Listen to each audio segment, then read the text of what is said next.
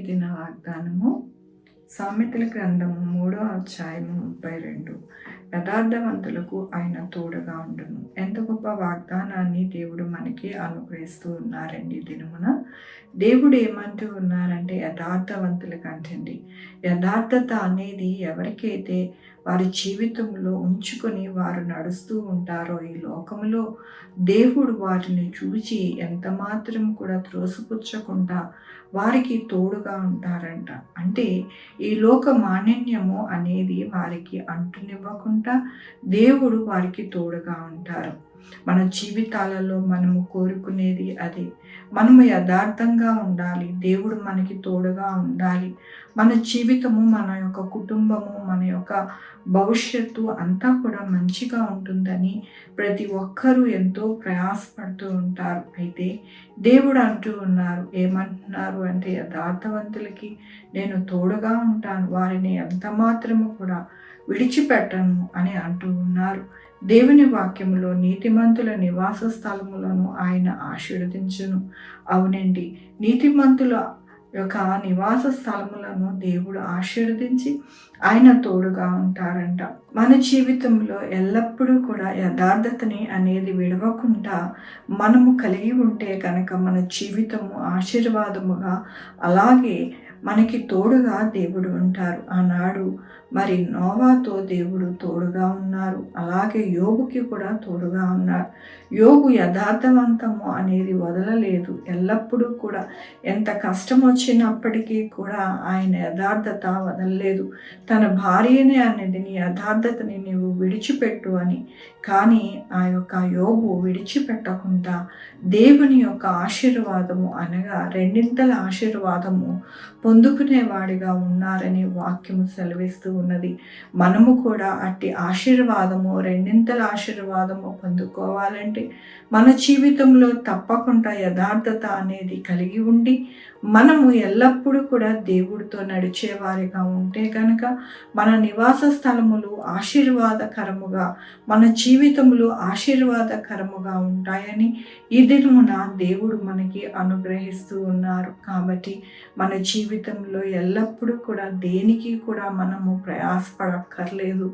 మనము మన యొక్క జీవితం యథార్థముగా ఉన్నదా, నీతిమంతులుగా మనము ఉన్నామా అంటే నీతి అంటే యేసయ్య. ఆ నీతిని మనము ధరించుకున్నామా అని మనము ప్రతిరోజు కూడా చెక్ చేసుకుంటూ ఉంటే దేవుడు మనకి తోడుగా ఉండి దేవుని యొక్క ఆశీర్వాదములన్నీ కూడా మనకి ప్రాప్తిస్తాయని దేవుడి దినము మనకి ఈ యొక్క వాక్యముతోనూ వాగ్దానముతోనూ మాట్లాడుతూ ఉన్నందుకు దేవునికి వందనాలు చెల్లిస్తూ ఉన్నాను.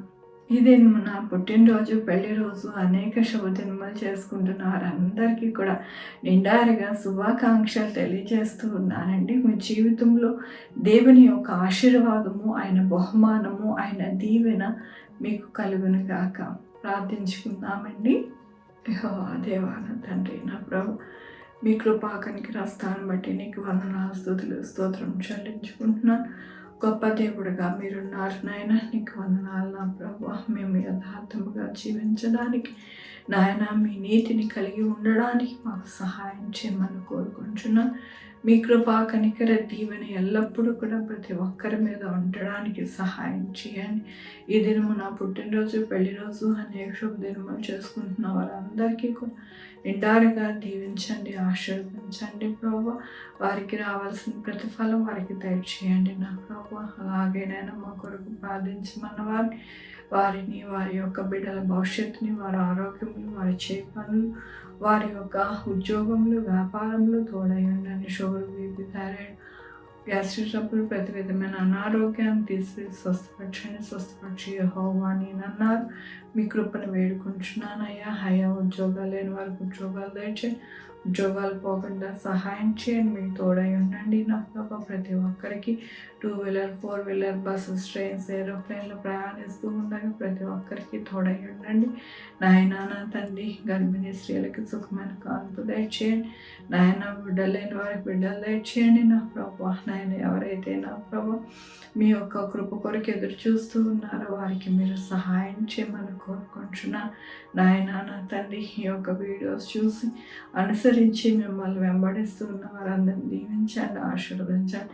మీ యొక్క కృపతో కనికరముతో ప్రతి ఒక్కరిని మీరు ఆశీర్వదిస్తారని మీకు వందనాలు చెల్లించుకుంటూ నా ప్రభు నా రక్షణ యేసుక్రీస్తు పరిశుద్ధమైన నామమున అడిగి వేడుకుంటున్నాను తండ్రి. ఆమేన్. తండ్రి, కుమార్, పరిశుద్ధాత్మ సదాకాలం మనందరికీ తోడై ఉండును గాక. ఆమేన్. God bless you.